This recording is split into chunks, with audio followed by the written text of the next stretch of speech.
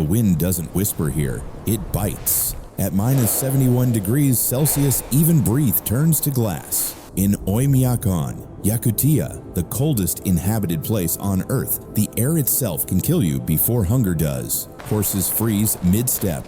Smoke stands still, frozen in the air. Inside small wooden huts, a dim yellow light flickers, and a strange warmth begins. When the cold grew beyond mercy, even thick hides failed. Families turned to what no one today would dare imagine, rubbing buffalo fat and ash directly on their skin. It smelled of smoke and survival, thick, heavy, alive. The fat trapped a thin film of warmth against the body, a living armor against death itself. In a land where metal shatters and fire turns to frost, they endured not by power, but by memory.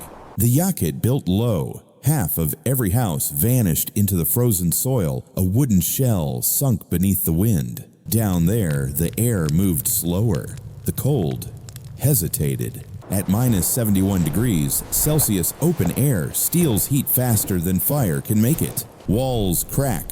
Smoke freezes mid-curl.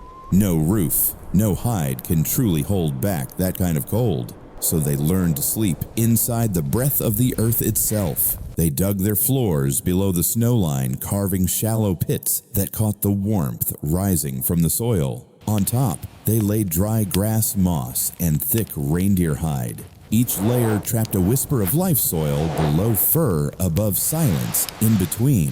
When the door closed, the storm outside lost its voice. Inside, the timber walls sighed softly. The air was still heavy, faintly warm.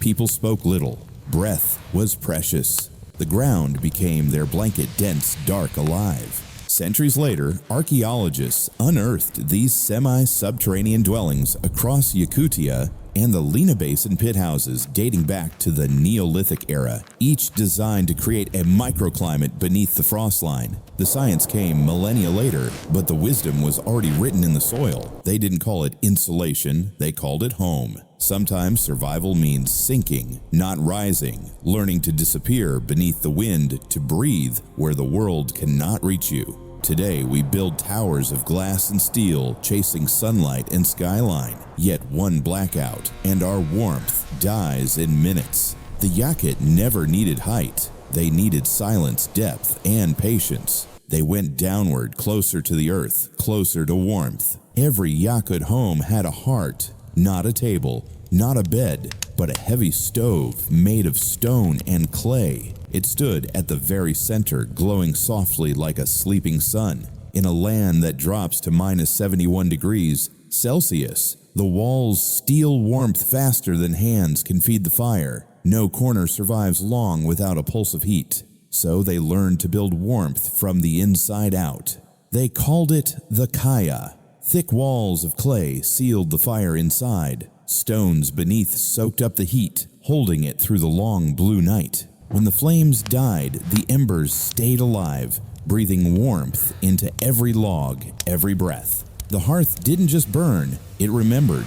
Even after dawn, the walls still hummed with yesterday's fire. The air carried a faint scent of smoke, of comfort, of survival. You could sit near it and feel time slow down, as if the stove itself were breathing beside you. Ethnographic records from the 19th century describe these Yakut stoves built from local stone clay and timber placed dead center to radiate heat evenly. A primitive design maybe, but one that turned houses into living hearts. They didn't build fireplaces for beauty, they built them to last through silence. The ashes were not waste, they were fuel for the next night. A natural thermal battery long before we invented the word. When the blizzard screamed outside, the hearth whispered back. Soft, steady, endless. And today, we flip a switch and lose it all when the power dies. They kept their warmth in stone. We keep ours in wires. Only one still works when the storm comes. The Yakut trusted wood more than stone. Their homes rose from pine, thick, golden breathing. Some walls were doubled 2 layers of logs with a narrow space between. A gap, just wide enough to trap life at minus 71 degrees Celsius.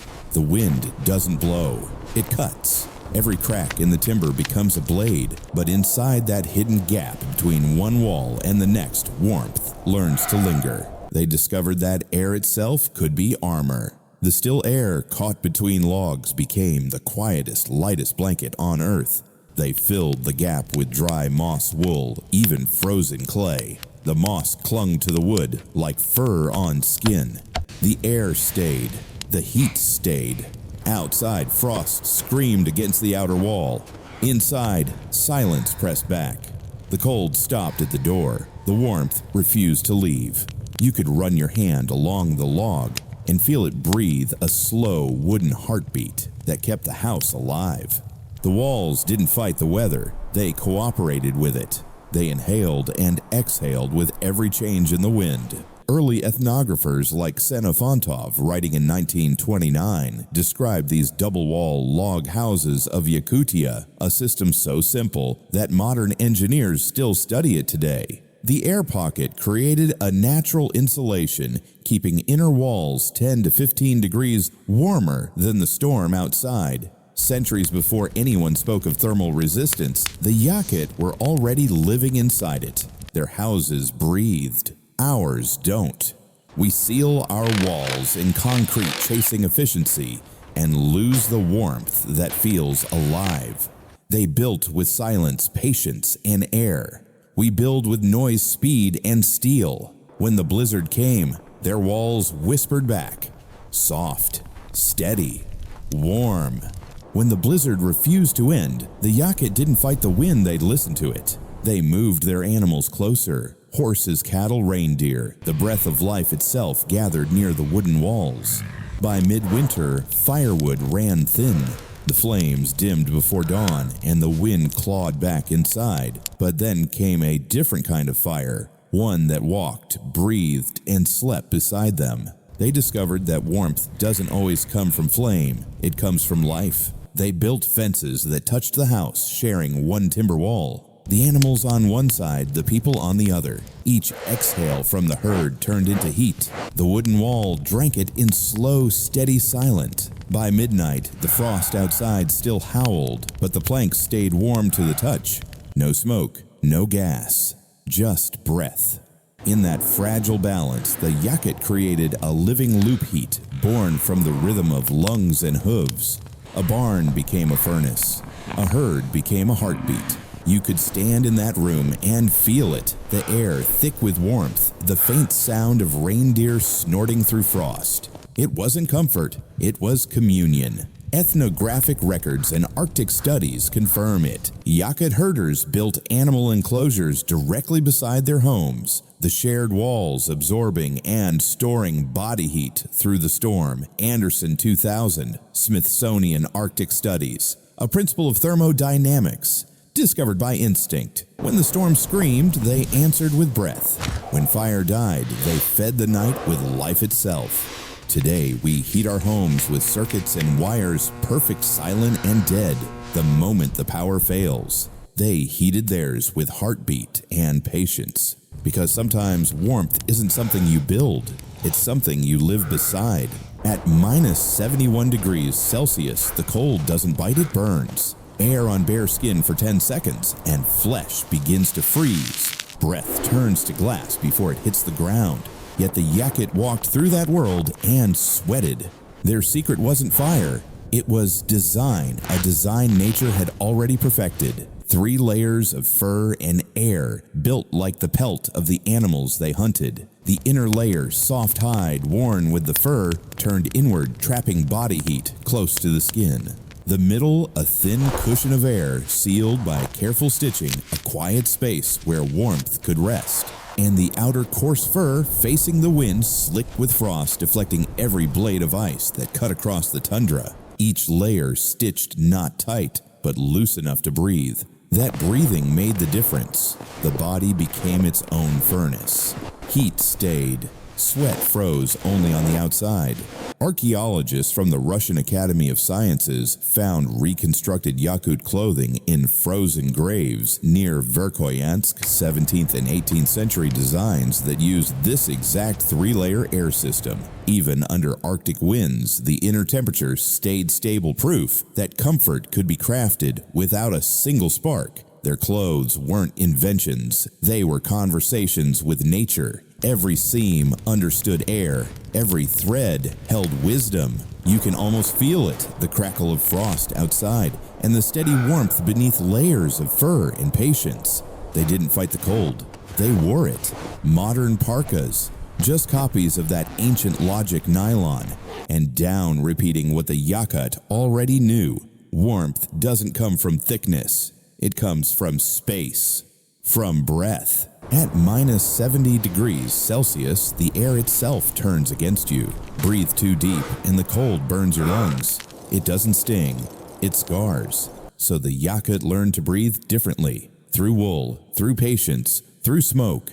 They wrapped their mouths in thick scarves, trapping the warmth of every exhale, creating a loop of survival between breath and air. And inside their homes, they kept the ceilings low, the windows small. The smoke didn't escape. It stayed floating beneath the roof like a second skin. Most nights, you could barely see across the room. The air shimmered with haze, golden in the firelight. But that haze was life itself, a thin, invisible blanket holding back the death outside. They lived with smoke, and lived because of it. The warmth gathered in layers, the coals on the floor, the smoke near the roof, the breath between. Every human, every fire, every sigh, adding one more degree to survival. It wasn't clean, it wasn't comfortable, but it worked. You can almost picture it, frost crawling across the window, made of ice, the walls blackened by years of breath, the steady hum of survival in a room that should have frozen solid. Ethnographic studies from Yakutsk University in 1982 described these ice windows and low-ceiling homes that used smoke as a temporary heat layer, a primitive but effective microclimate system. It was science, written in smoke. They didn't waste warmth, not a single breath. They trapped it, recycled it, lived inside it. We build homes that breathe too well-polished, ventilated, sterile, perfect air, but lifeless warmth. They built homes that remembered breath. Every sigh became shelter, every ember a pulse of life. At minus 71 degrees Celsius, cold stops being weather, it becomes a weapon. Wind doesn't just pass by, it steals. It strips heat from walls, from skin, from life itself. But the Yakut learned to turn the thief into a shield. When frost climbed their walls, they didn't scrape it off, they fed it. They poured water over timber walls, layer by layer, letting the wind do the work. By morning, the house wore armor, a thin, translucent skin of ice. And that ice, the very thing that should kill, began to protect. It trapped the air beneath. It reflected invisible warmth back into the home. Infrared heat bouncing like light off a mirror of frost. In storms that cracked trees, in half the Yakut stood behind walls that glittered. The cold hit the ice and turned back. You can almost hear it, the hiss of freezing water, the creak of ice thickening through the night. Not an accident, a decision, a pact between human and winter. Ethnographic accounts from Yakutsk Heritage 2020 record the ice walls and ice windows of Oymyakon homes, a method still remembered by elders who survived nights colder than metal. Thermal tests show those ice layers reflected 20 to 25% of infrared heat. Primitive physics. Perfect logic. They didn't fight the storm. They used it. They didn't melt the ice. They wore it. The enemy became the armor. The cold became an ally. And in that shimmering blue silence, the Yakut rewrote the rules of heat, not with tools, not with power, but with patience. Today we hide from frost behind walls of plastic and insulation. They faced it, embraced it, and taught it to protect them. Because sometimes the strongest warmth is made of ice. Dawn breaks pale blue and silent. The roofs of Yakutia shimmer under a skin of ice. Thin smoke curls upward. then disappears into the stillness. They didn't fight the cold, they learned to breathe with it. When our heaters die, panic sets in. But the Yakut, they simply pull another fur over their shoulders and smile. Out there, warmth isn't comfort, it's wisdom. A quiet intelligence passed from breath to breath, from fire to hand. The warmest fire is not in the hearth, it's in the wisdom that built it. And as the wind softens, you can almost hear it. The whisper of a people who turned ice into armor. Next time, we'll step inside the fireless cabins of Siberia, where smoke itself became the heater.